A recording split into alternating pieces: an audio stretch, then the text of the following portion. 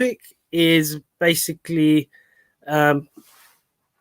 today's topic is going to be four things: livable streets, low traffic neighborhoods. Then we're going to talk about parking mini zones, and then we're going to talk about the COVID vaccine gap, and finally rubbish or the lack of rubbish collections.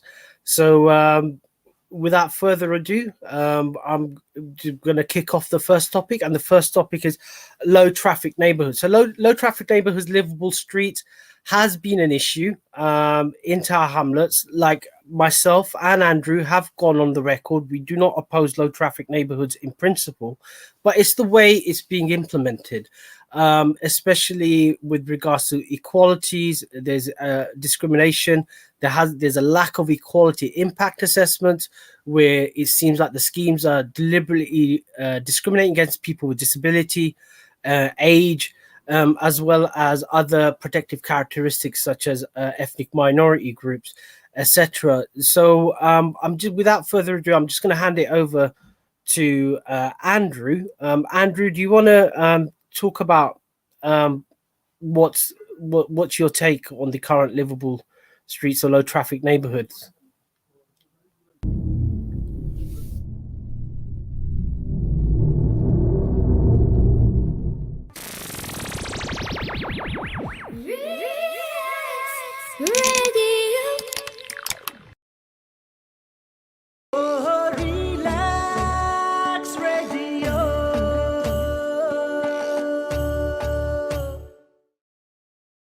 I'm going to just keep going. So the fundamental concern that we've got about this is really two main ones. One is about process, it's about how you make these decisions. And the second main concern is about, who owns the streets, who are the streets for? So I'll talk about process first. Because we have an executive mayor sort of government in Tower Hamlets, effectively all decisions are made by the mayor, who is currently Mayor John Biggs, and he's got the ability to pretty much do whatever he wants, and I'm sure that's something we'll talk about in future weeks. But in terms of a process like this, where you are changing people's day-to-day lives, we think the council has to go through a much more careful and deliberative process in terms of making decisions like this. And you really need to bring the community along. And it is unfortunate about how divisive this has become. And I think if the council had been more careful and slower and more deliberative about doing this, then it would have been much better than the kind of quite sudden sort of dramatic changes that have been announced.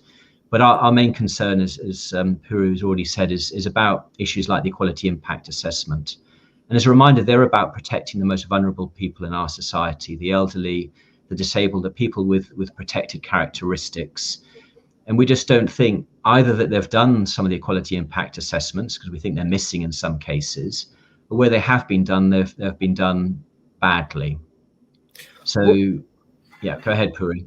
No, so following on from that, so Andrew and I and other councillors have had a discussion, and what we're proposing is to have a cross-panel investigation into the implementation of livable streets or low traffic neighborhoods, because there was a petition to full council a few weeks ago where you had over 2,000 signatures of people making a serious allegation of discrimination in terms of the process.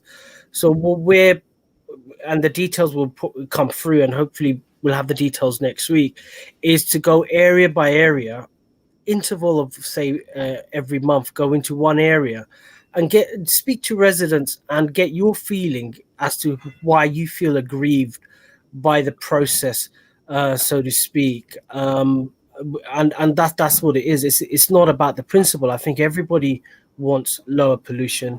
Everybody wants safer streets. But not at the cost of, say, civil liberties or human rights or vulnerable residents' needs being discriminated or violated.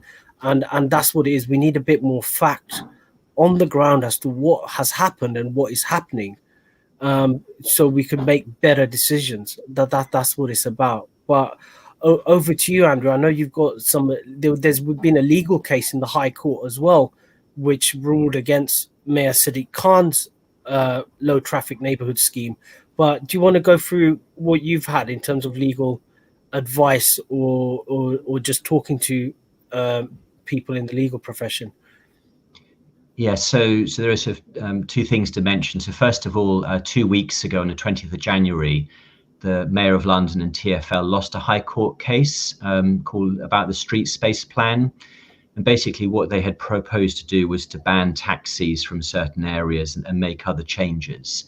And the High Court judge basically found that those proposals, actually what had happened, they weren't proposals, actually been put in place, were illegal and have been quashed. And a kind of judge talked about a variety of issues. And we think a lot of what the judge said for TfL's plans are actually relevant to Tower Hamlets as well. And we've also had, we've had lots of emails about this subject from residents and social media. But one in particular was very striking, was from a barrister who was writing in a personal capacity.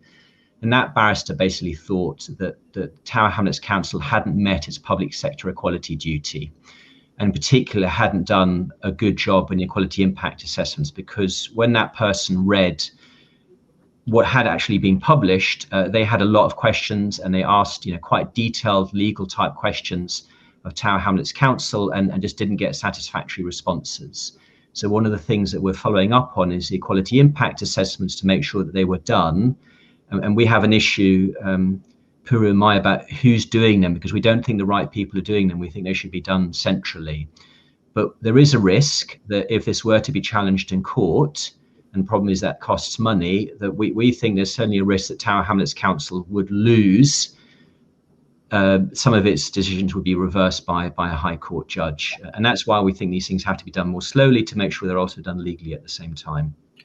Well, it's not free of charge. It's one of the only few items that Tower Hamlets Council is spending money on, given the background of cuts to services. I know there's a library campaign which affects your area, Blackwell and Cubic Town, but there's millions of pounds being spent potentially on an illegal program, which, if challenged in the court, will have to be reversed. And I know there was a article by the East End Inquirer where they took up I think Auto Trader, where they looked at some of the low traffic neighborhoods that had to be reversed or were reversed, and it costs money to reverse them as well. It's not something free of charge. So we're in this stage where we're spending money, millions of pounds potentially, for it to be undone by the courts, and then we'll have to spend money on that as well. So it just seems a bit bizarre rushing full head on, and that's why we want to do this set of hearings, potentially 4 hearings in areas throughout Tower Hamlets that have had an experience of the Liveable Streets consultation or are being implemented, starting in Wapping, then going over to either Bow or Bethnal Green, 2 separate hearings there, and then eventually coming down to Shadwell and Whitechapel, which has been quite contentious because I live in on the borders of Shadwell and Whitechapel, and it has become very contentious. I know my colleagues, the local Labour colleagues, the 3 councillors, are under pressure from residents. There is an open letter that's being passed around. Last time I looked, nearly 700 residents have signed in the Whitechapel ward, and also in Shadwell, amongst the businesses, there's been a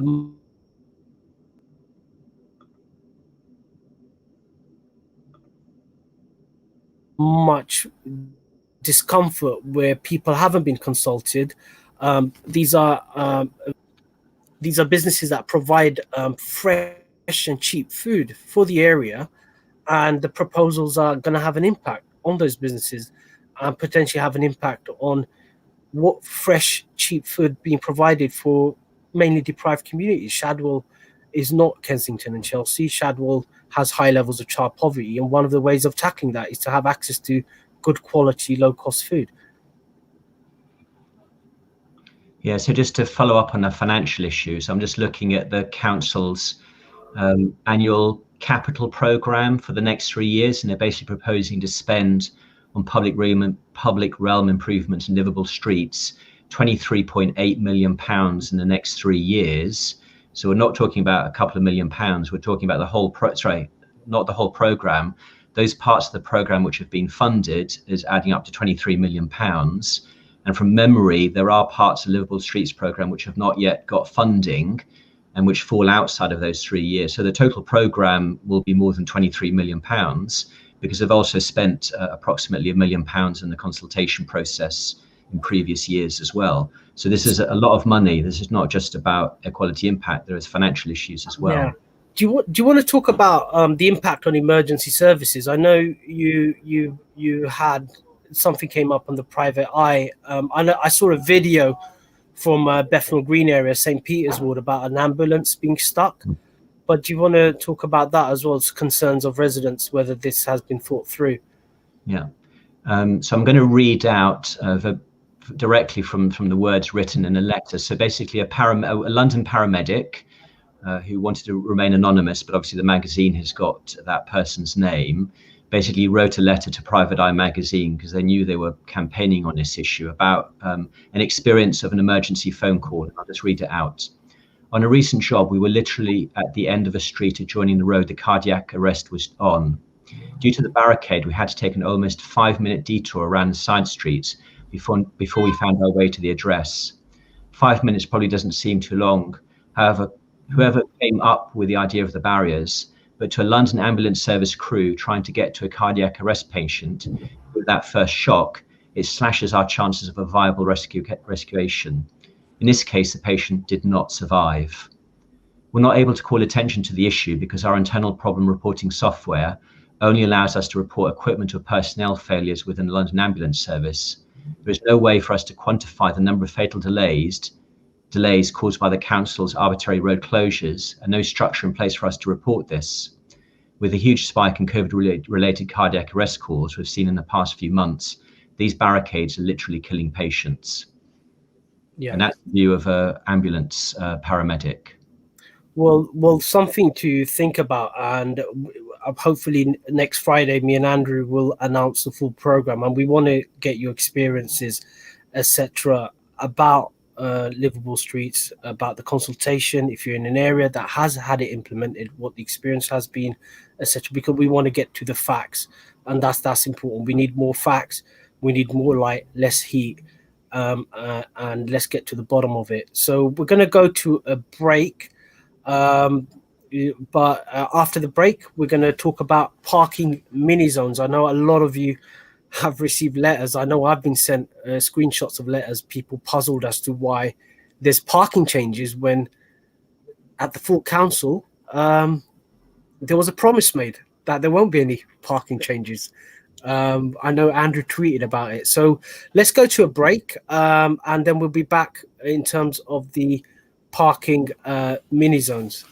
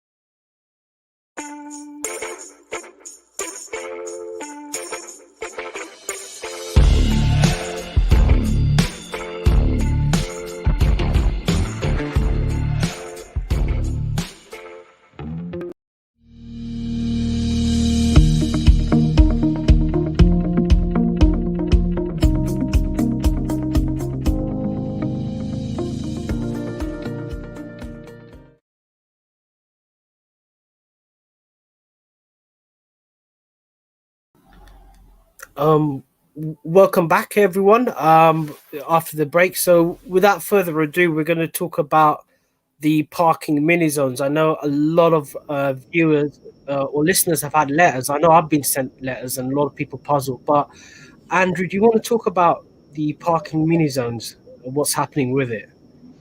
Yeah, so this has been a very confusing subject from day one, and this started last summer when people were kind of just noticed on the council website this change to the mini parking zones. It was then due to come in place in September, but many of you wrote emails to the council. Many of you, I think over 6,000 people, signed a petition asking for this not to happen, and then Puru Miah and I also raised another petition on the council website, which more than 2,000 of you signed. So last September, the Mayor, John Biggs, and the council meetings have agreed to put this on hold. And everybody thought, it's done, it's not going to happen. But at the following cabinet meeting, he actually sort of decided to go ahead with this mini zone change, but didn't announce a date. So from the 2nd of March, it goes live. And just as a reminder of what that means. So today, Tower Hamlets is broken into sort of 4 main parking zones, so A, B, C, and D. And then each area is broken down into mini zones. For example, the Isle of Dogs is broken down into mini zones D1 and D2. But today, you can, if you're a D1 or D2 permit holder, you can park anywhere in zone D for the whole day. And what will change on the 2nd of March is you'll only be allowed to park in your own mini zone, D1 or D2, for the whole day. And you can only park in any other mini zone, including D1 or D2, for 3 hours maximum. So it basically reduces the space in which you're allowed to park for the whole day. And we know for some people this will cause sort of some major issues. Hopefully you will have had a map sent to you by the council last week explaining where these zones are. But basically, if you just look on your street at the council parking signs, they'll have a little tag in the corner that will say A1 or B2 or something along those lines. And that will tell you, and you have to look at your own permit, which is obviously now online, to see where you're actually allowed to park. I hope in the first month they'll only send out warning letters. But after that, if you park in the wrong zone for more than 3 hours, then you could get a fine of £65, unfortunately. We did try and do something about this last year, and many of you signed those petitions, but unfortunately that change is definitely going ahead. We had originally asked that it be delayed until after COVID, because we know lots of you are suffering from parking issues. But the interesting thing is that the council are changing the rules. I think someone's ringing us. Wow. Let me just get that. Okay, so Puru will try and answer that one, and I'll keep talking. I told you a little while ago we're novices at this. This is the first time we've done this. But what the council, I think, have done kind of to soften the impact of this is they're kind of merging zones. So, for example, zones C2 and C4 are due to be merged, I think, and C3 and C4. So, for example, like if you're in Shadwell, there's enormous parking pressure in Shadwell, slightly less so in Wapping. And what the council are doing is allowing people who live in Shadwell to go park in Wapping, which will reduce some of the pressure. And I think they'll probably end up doing that in quite a few areas, which kind of raises a point, why bother doing this if all you're going to end up doing is changing the mini zone boundaries to reduce the impact of doing this in the first place? I think it brings a bigger question as to the impact of COVID and post-COVID as well. We are going to be hit economically, London and Tower Hamlets in general, and patterns have changed. And the way we use a space or streets will have to change as well. And it seems a bit arbitrary. It goes against sort of like logic in the sense that if you're witnessing changes in the area and we don't know what the eventual outcome is it the right moment to bring in those changes? Shouldn't we bring in changes that in light of more data? And it seems that there's a lot of ignorance, or let's say a lot of myths that are banding around. For example, in Tower Hamlets, it's only the wealthy that own cars, and normal folks don't own cars. But that is not the reality. You walk down any street, they're not full of Porsches or Mercedes or BMWs. There's a lot of them are family cars, a lot of them are hatchbacks, etc. A lot of you talk to people. If you walk around, talk to people on their housing estates. A lot of people's jobs are linked to their cars, either in the building trade, or as delivery drivers, or as cabbies. And what's happened is, because of COVID and the impact on employment, more and more people are working for Deliveroo's or Uber Eats. You're getting more and more people going into that. So we need to sort of like look at the impact, and it seems kind of crazy without looking at the impact that we're pushing in those changes. What about your experience, Andrew? Have you had conversations with residents? Yeah, so it's really interesting. So, especially because I'm on the Isle of Dogs, actually we have less parking pressure, at least on the southern bit of the Isle of Dogs, than almost anywhere else in Tower Hamlets. So this is really an issue that really impacts kind of the northwest of the borough. It's a kind of Whitechapel and sort of Brick Lane kind of area. And it's very interesting that the council actually in those areas issue more parking permits than there are parking bays on the street. So it's almost deliberate that there's just not enough parking spaces. Whereas on the Isle of Dogs, there is much closer ratio that basically for every 100 car parking spaces, there's probably 95 car parking permits. So on the Isle of Dogs, for example, our main parking pressures are actually at night time and at weekends, because people who live in car-free developments then bring their cars, which is a different issue from the daytime problem that we find in the northwest. But what was very interesting was listening to people's individual stories about why they needed their cars and why they needed to park across boundaries. So, one parent, for example, ended up, their children went to school in, Roman Road area, and they lived on the Isle of Dogs, and there are no bus routes. And the DLR doesn't go in that direction, and even the underground doesn't really fit. So the only way they can get their children to school on time from the Isle of Dogs back to Roman Road is by driving. And in his particular case, he drives back. But then there's other parents who I know then work near to where the schools are. So they drop off their children in different schools, and then drive to a third leg. So in this case, I think he had 3 different locations he had to drop off. And then his third location was another school where he himself worked. And I think this is my concern, is that the other interesting thing is when the council did a survey of how big a problem this was, the evidence that they had suggested this was not actually that big a problem. This mainly, I think, affects quite a small group of people, but when it impacts them, it really impacts the way they live their daily lives quite dramatically. Yeah. I think the other thing is, I don't think people have. We need to have a study of how cars are used. I know, anecdotally, so like low-income families need to do bulk shopping. They need to go to these wholesalers. That's the only way you have access to cheap, good quality food. Like a sack of onions, you can't try getting on a bus with a sack of onions or a sack of rice. You need the car, and so I don't think we need to have a proper study as to the use of cars. I don't think people realize what the use of cars are in the borough, and we have one of the lowest car ownership as well. And the other issue is that a lot of the traffic that's generated is through traffic. So we need to have a proper study and a proper conversation, rather than going on these assumptions that it's only rich folks that drive cars, or people from outside of Tower Hamlets, who landlords. That's the other one I heard. Oh, it's landlords.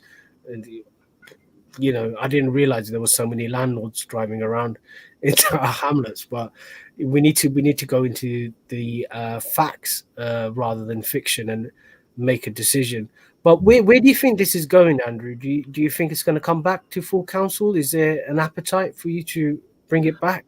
We would need the community to help us to do that, because we need to do another petition. And reality is that I don't think it's going to have any impact, because the mayor has already made his mind up on this, and he doesn't like changing it. But I will contradict you on something you just said about people who have cars. So the problem is the only information we have about car usage and who has cars is actually from the 2011 census. So in 2011, I know from that 46% of households living in social affordable housing had cars. I know that 53% of children lived in a family household with a car. And actually, they were the highest age group with that percentage. I know from that the groups least likely to have cars basically people who live alone in rented accommodation, which kind of makes sense, and also who are in their 20s and 30s. And that kind of makes sense. And I suspect that in 2011, if you actually looked, you worked out how many people lived in each household, that approximately just over 50%, no, actually, I think I calculated, I think around 46 to 50% of people in Tower Hamlets had access to a car in 2011. But that's old data, and I'm going to make a quick plug. So in March, there's the next national census. So in March, you're all going to be asked to fill in a census form. And historically, we've had problems in Tower Hamlets getting people to fill those in. And certainly I and others will be pushing quite hard. You really, really need to fill in that census form and make it as accurate as possible, because a lot of this data about who has cars and why they have cars and the kind of jobs that you do, the only place we get that information from is from the national census, and it's only done every 10 years. And the next one is in March. So you're going to be hearing lots of plugs encouraging you to fill in that census, because without that data, we're making decisions blind. And unfortunately, Tower Hamlets Council don't even bother looking at that 2011 data too often. Yeah, it's really important, because a lot of spending decisions, etc., centrally and locally, are made, or locally supposed to be made, on the basis of the census data. I know in America, federal funding is linked to how many people sign on, and that's why in New York, AOC, Alexandria Ocasio-Cortez, actually made sure that they got accurate figures to get that funding in. So it's really important that everybody chips in, puts the correct data on there, because without that, we won't be able to make decisions such as housing, schools, etc., and make the arguments for more investment in the area. So it's time for a break. It's 7:30, so we're going to have a break. So the next topic that we're going to discuss is going to be the COVID vaccine. I know there's been reports in the media about all the sort of like concerns about a lack of uptake by communities from deprived areas, especially ethnic minority communities, and we just need to have a discussion about why that is. And I know Andrew's raised that at the Overview and Scrutiny Committee in the council that came up, and there's some interesting figures on that as to why there is a low uptake. But without further ado, we're going to go for a break and join you after the break to talk about the COVID vaccine gap, or that is being talked about. Go for a break.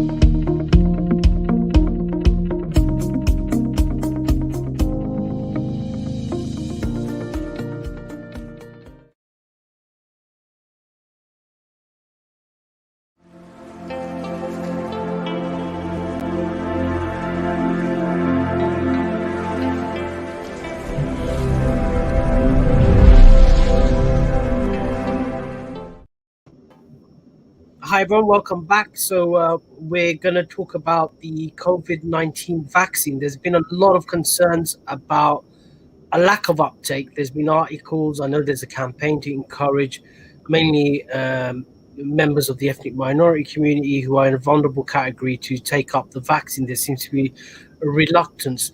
But before I hand over to Andrew, there's been one of the issues that's been brought up is health inequalities in Tower Hamlets. We have one of the youngest population in Tower Hamlets, but we have quite a high mortality rate in terms of health inequality, one of the lowest, so like life expectancy, and that's shown in the COVID-19 outbreak in terms of the concentrations of fatalities in certain sections, certain demographics, etc. So when it came to the COVID-19 vaccine, there's been a lot of discussion about there seems to be a gap in terms of certain communities are not taking up the vaccine, are reluctant, whereas other communities are not. So without further ado, I'll just hand over to Andrew. And this was discussed at the Overview and Scrutiny Committee in the Council, and that's the committee that sort of like holds the mayor to check or questions the mayor's decisions. Do you want to talk about what was discussed in that scrutiny committee about the COVID-19 vaccine uptake or the gap in the uptake? Okay, so Tower Hamlets Council has a public health department because actually we're responsible for local public health, not the NHS anymore. So Dr. Soman Banerjee is our Director of Public Health, and he always gives us excellent presentations about kind of what's happening. And he gave us a presentation last Monday about what was happening in the vaccines.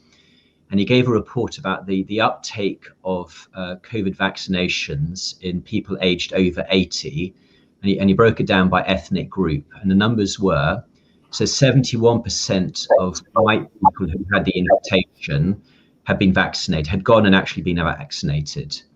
But only 37% of the Asian community had gone to be vaccinated. And only 26% of the Black community, which in Tower Hamlets is mainly Somali, had gone to be vaccinated. So these are people who'd had the text message or the letter to be vaccinated and who had actually attended. And obviously that's deeply concerning because it means that not everybody's actually going to get the vaccine. So when we asked him some of the reasons why, so he thought so familiarity with the process may be one explanation. So he gave the example of flu vaccinations, and he said actually the Asian community actually have above average rates of flu vaccination compared to other communities. So there's something different about COVID compared to the COVID process, I should say, compared to the flu process. Whereas the Black community also have low uptake of the flu vaccination as well. And we can speculate a great deal about some of the different reasons, but I think it's critically important for us to understand the reasons why, because until we get all of our community vaccinated, we're going to continue to have deaths and hospitalizations, which we need to avoid.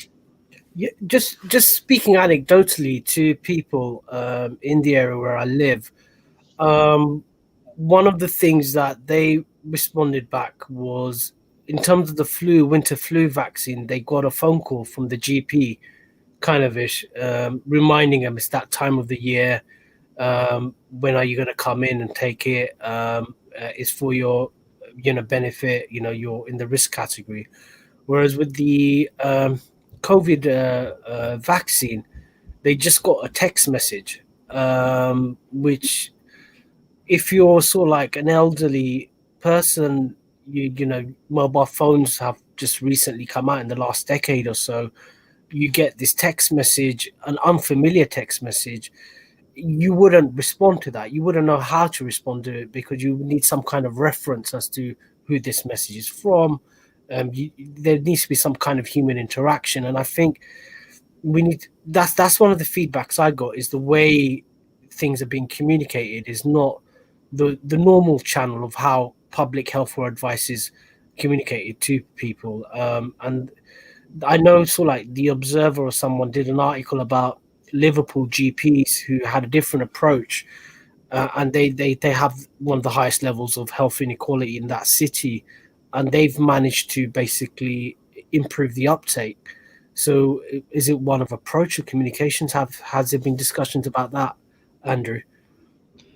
Yeah, so I think that is definitely part of it. One of the other things that Dr. Banerjee suggested as well is actually familiarity with the locations where the actual injections are being made. So for a flu vaccination, you'd nearly always go to your local GP, and people generally know where their local GP is, and obviously it is local. But and I've just been double checking, so a lot of the flu vaccinations, especially in the early stages, were offered, for example, in the Excel Centre in Newham. which is great if you've got a car, as we were just discussing earlier. But not a lot of people have actually been to the Excel Centre and know exactly where it is, and it can be quite tricky to drive there if you don't know where you're going. And then the same with Stratford Shopping Centre again. You know, I've been there a number of times and know where it is, but that's not true of anybody. And I think it's the location of the vaccination centre and people's familiarity with it is also a contributing factor as well. That the more local, the more people know that place, the better. So who's in charge of these vaccination centres? Is it the council in terms of its public health remit, or is it NHS sort of ish? Who's deciding the locations, so to speak? It's NHS, and it's very much kind of being top down. But I know in terms of the testing centre, it was very much a kind of combined conversation. So the testing centres are sort of better located, you know, sort of Jack Dash House in the Isle of Dogs, Mile End Park, slightly more controversial, you know, the Watney Street Idea Store. But at least there's places where, you know, a number of people will know where they are. And that was done as a kind of conversation between the council and NHS. Whereas I think for the vaccination centres, and the third one I think is Queen Mary University, I think, but I might be wrong about that. But again, it's not a site that's that familiar to people. Yeah, well, it's something to which I know there's a massive communications sort of like people doing their bit, but I think we need to look at how we communicate as well. I was having a conversation with someone. I go, look, 80-year-olds or people above the age of 60 are not on Twitter that much.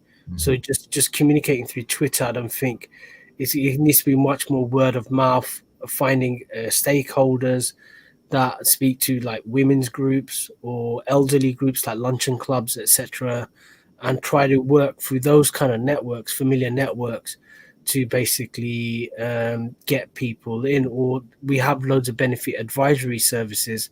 Use that to basically people come to them for benefits advice. People will listen to them if they, in terms of a public health message. So we need to start looking at different ways of communicating to different groups, rather than have sort of like a catch-all kind of approach, sort of ish, or just putting everything on social media, because there's lots of people who don't use social media. I know that for a fact. Just interacting.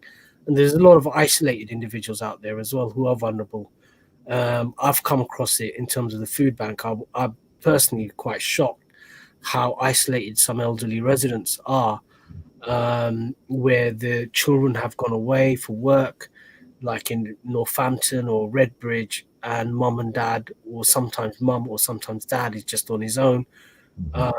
And so we need to start thinking about how we get to these hard to reach pockets in our community who definitely need the vaccine, sort of ish, who need that prompting, sort of ish. We got a number if anyone wants to ring, 07852 473 473. That's 07852 473 473. Andrew, where do you think this is gonna pan out? Are they going to come back to you with a new strategy, or is the scrutiny committees going to look into it further? Well, we've got the Health and Adult Scrutiny Committee Monday night. So I need to get ready for that. So that will be one of the subjects hopefully we'll be talking about.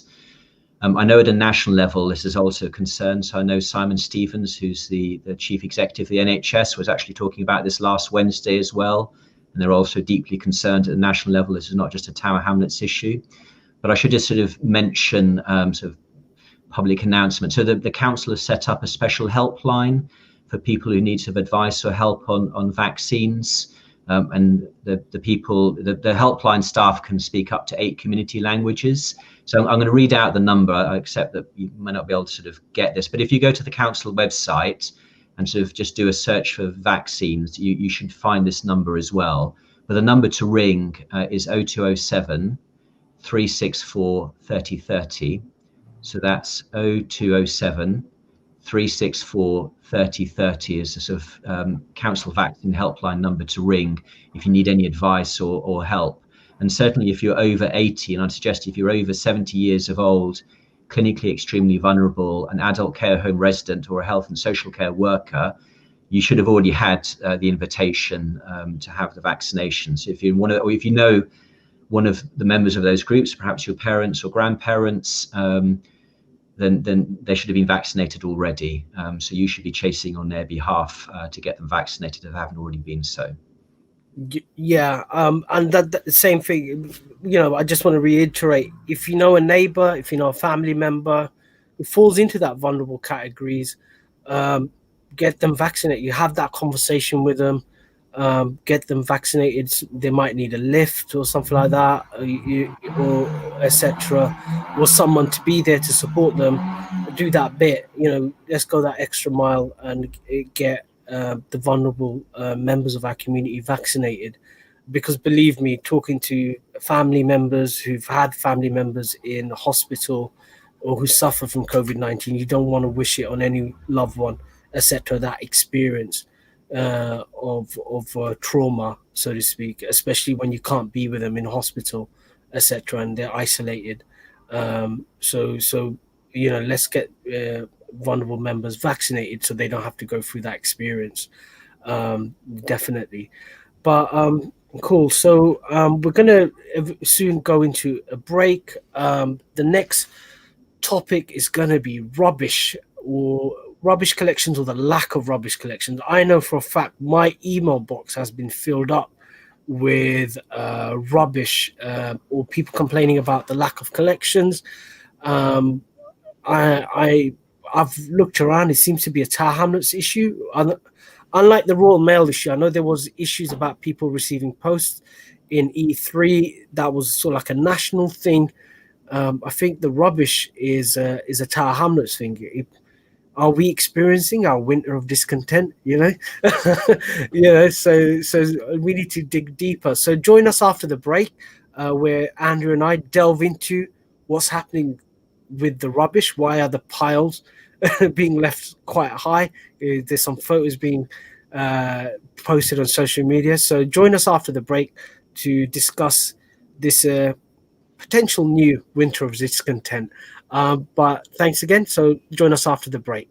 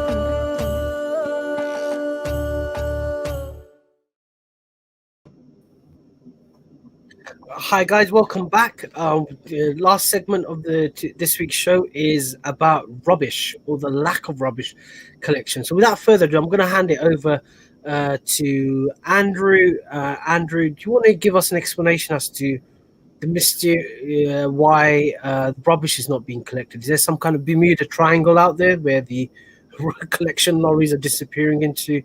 What's the reason why all our email boxes are being filled up with residents angry about the lack of rubbish collections in Tower Hamlets. Okay. Yeah, so first of all, the problem isn't just about rubbish collections. It's also people are seeing that the recycling waste is kind of just being mixed up with the general waste, so they're not separating the two. So people are asking, why bother doing, separating out a recycling if the council just lump it all together? And then the third issue is seems to be a technical issue with underground bins, and many of the new estates have these sort of underground bins where they're kind of got these big bins underground, which you can't see, but you just see the receptacles at the top. So the council's official explanation, and they've put this on Twitter, and I also know it from meeting Will Tuckley, the council CEO, a few weeks ago, is basically they've got staff shortages due to COVID. So either the staff are ill or they're having to self-isolate or whatever. They have taken on temporary staff, but those temporary staff may not know the routes and where the bin stores are. And it also appears to be a separate technical issue with the trucks, because you need specialist trucks to kind of pick the underground rubbish bins out of the ground and sort of empty them. And there appears to be a problem with those trucks as well. So it seems to be an accumulation of facts. And in terms of other parts of London, I mean, we've been trying to work out, is this an isolated issue? But all I can say is that because my sister is ill, she lives in Lewisham, I have to spend a lot of time visiting my sister in Lewisham, including putting out her bins. And there don't seem to be any problems there. She actually lives in SC4. I looked at the local Facebook group with about 20,000 people who live in SC4 postcode. There don't appear to be any problems, or people at least not complaining about rubbish collections in that area. So this does appear to be kind of unique to Tower Hamlets. We're not entirely sure about that. We're still checking.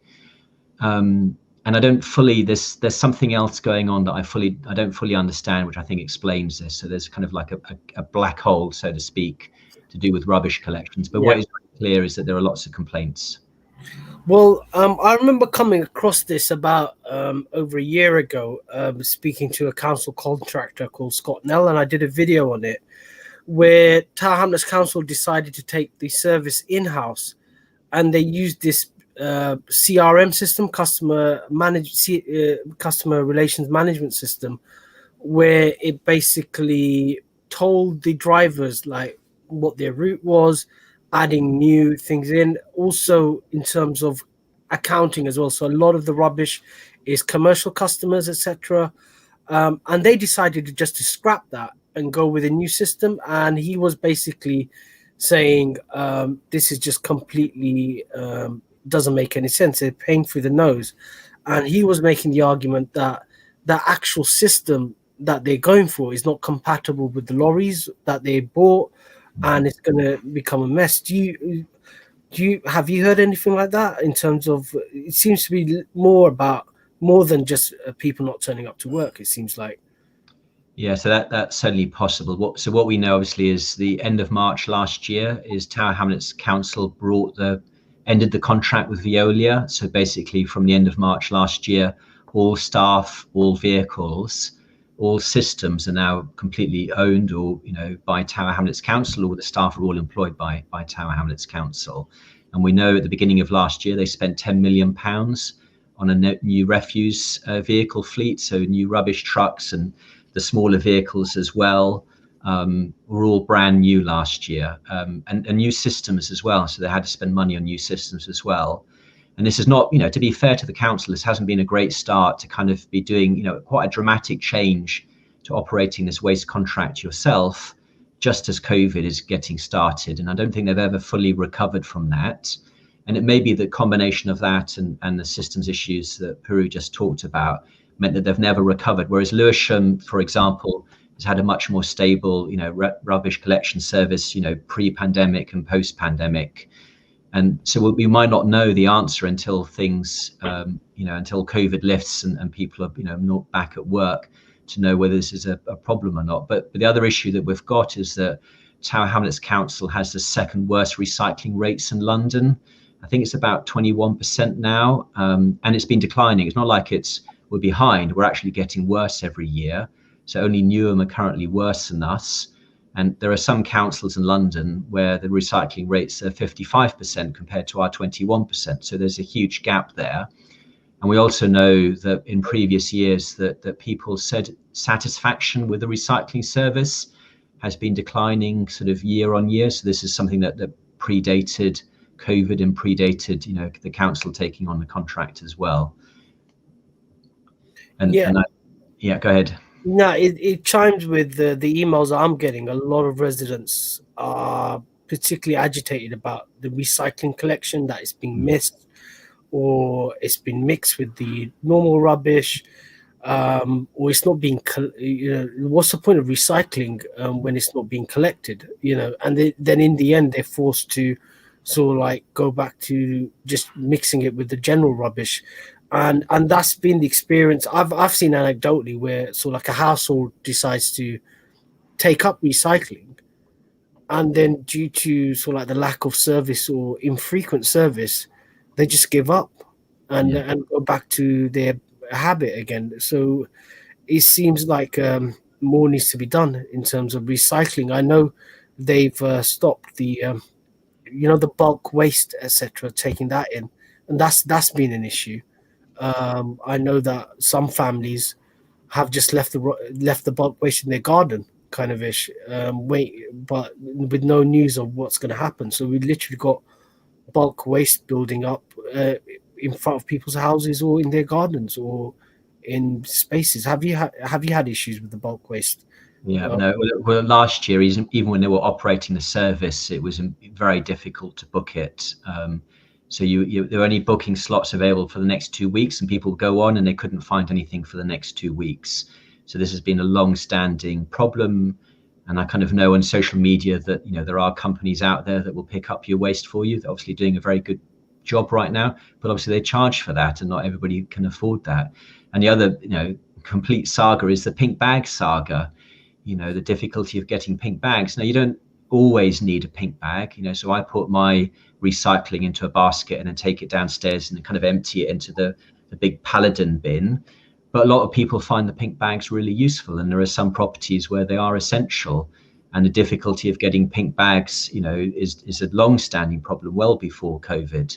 So people are also asking me for, how and where they can get pink bags, and that's just too difficult for something that's so cheap and easy to distribute, or just, go here and there'll be a big box of them and just roll. While we can't even do that, and have, make people go to the few idea stores which are open, seems a bit crazy as well. I think you have to turn up with your ID, proof of ID, and proof of address. I think it's a know your client rules, anti-money laundering rules are being applied to pink bags.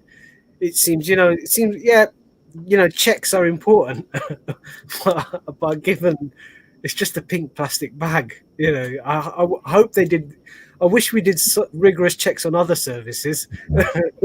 Well, I mean, the solution, I saw this in Germany. So in Germany, so like in the parks, you can find like the dog poo bags where you pick up the dog poo, and they're all over, or at least my mother's hometown in Germany, because what they do is they put advertising on the side of the dog poo bag. So you go into the park and you'll see a little dog poo thing, and the bags you pick up have actually got the advertising of a local shop or something.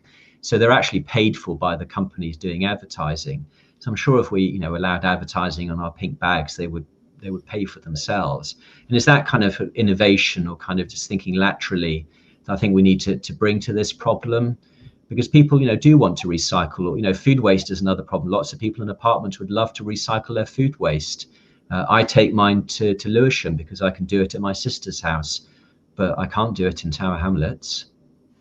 No, I think we just need to have a general rethink. I think, or have much more nuanced, sort of like area by area. I know in Whitechapel we have a massive nighttime economy where I live. So that generates a disproportionate amount of commercial waste. Whereas where I'm a councillor in Mile End, it's mainly residential. We don't have those kind of nighttime economy pressures in terms of refuge collection. The problems are slightly much more different. So I think we need to look at data. It'd be interesting, since the council's rubbish collection is in-house, to actually look at the data to see where the rubbish is generated and how it's being disposed of, and then have much more smarter policies, rather than this kind of go to, be all and end all, go to an idea store, What if you don't have an idea store? What if the idea store's closed down? Where do you go? I you know, especially on the island, I know, Andrew, your idea store is not open now, is it? So where do people go? Is open, but it's not easily accessible for most residents. Whereas Town Library is closed, and they used to have the pink bags behind the counter, but obviously we can't go there now. So, but it looks like it's almost 8 o'clock. So yeah, no, definitely. So this is the first time me and Andrew are doing this. So give us tips as to how we could improve. It is an odd kind of partnership. So someone asked me, am I related to Andrew? No, Andrew's not related to me or anything like that. Like, why are you working with Andrew? You're Labour, kind of ish. But what it is, we agree on certain things, we disagree on other things. But it's interesting to have different perspectives on the same problem. But give us a tip as to how we can improve.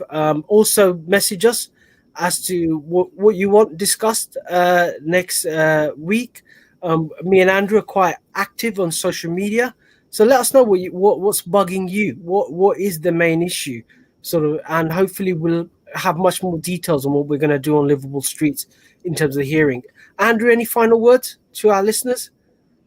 Yeah, we'll work on our jokes for next time. We'll try and make it a bit more humorous, but yeah, just first time, so we'll definitely work on improving this. Yeah. And so I've got at least one question on Twitter this afternoon about sort of fixed penalty notice to do with rubbish. So we'll do an answer on that sort of next week. But yeah, submit your answers, submit your questions well in advance, and we'll try and build time into the schedule to answer them. Definitely. But thank you again for everyone listening. Look forward to next week, and you never know. Me and Andrew might end up on BBC Radio,